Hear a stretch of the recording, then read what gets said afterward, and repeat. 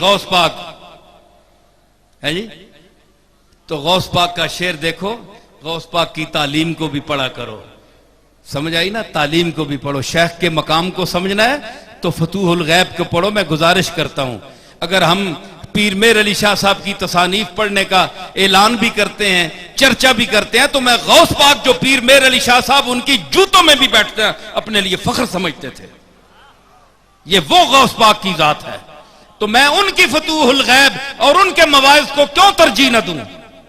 میں کیوں نہ لوگوں سے گزارش کروں کہ غوث پاک کے مواعظ پڑھا کرو، اپنا ایمان درست کرو، اپنے عقیدے ہے چھنڈے چھنڈائے عقیدے، چبلاں لے عقیدے چھوڑو. کدے اس نال چمٹ گیا، کدے اس نال چمٹ گیا. چمٹو تے اپنے مالک نال، جس غوث پاک جس دروازے تے چکیا ہے، جس دروازے تے کملی والا چکیا ہے، اور وہ اللہ جل جلالہ دا دروازہ ہے. جس بندے کو تسی ڈر سو، جس بندے یا تسی سمجھ سو کہ پتہ نہیں اس کی وجہ تو میرے تے کہ مصیبت بن جاوے، یہ تواڈی بزدلی ہے، تواڈے اندر ایمان ناقص ہے.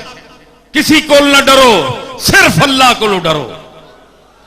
ہوا اہل التقوی و اہل المغفرہ.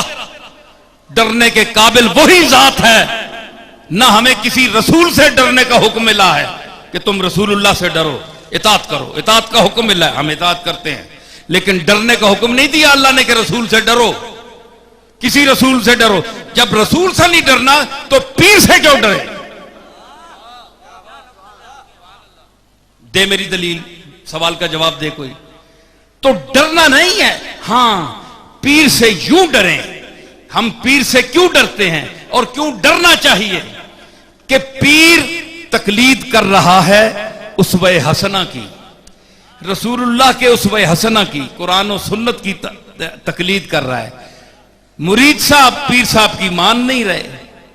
وہ کہتے ہیں بس پیر پکڑ لیا، دنیا داری کے لیے پکڑا ہے، کوئی کام آ جائے گا، کوئی کل قرضہ لینا پڑے شاید پیر صاحب سے مانگ لے کے، بڑے امیر آدمی ہیں، اندر سے پیری فقیری تو ہم آپ کی مانتے ہی نہیں، صرف اپنے دنیا کے کام چلانے کے لیے ہم نے آپ کو پیر سمجھا ہوا ہے.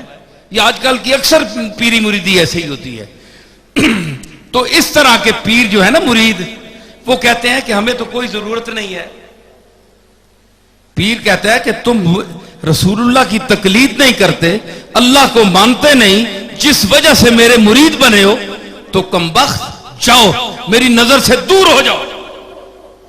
جب ایسے شیخ کا غصہ دیکھو تو اس کے جلال سے ڈرو، کیونکہ اس کے جلال میں اللہ کا جلال پنہاں ہوتا ہے، اللہ کا جلال مخفی ہوتا ہے. اگر اس وقت پر حضرت غوث پاک منبر خطابت پر خطاب فرماتے ہوئے وقت کے خلیفہ کو چیلنج فرماتے تھے، تو خلیفہ غوث پاک سے نہیں ڈرتا تھا، وہ اللہ کی آواز سے ڈرتا تھا.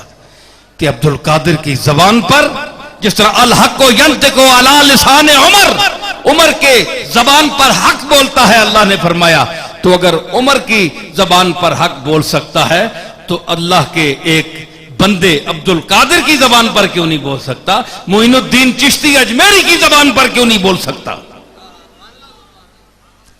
حضرات، یہ تعلیمات ہیں، ہمیں ان تعلیمات پر عمل کرنا چاہیے، اور ہم اگر اپنے ان بزرگوں کو مانیں تو کسی وجہ سے مانیں.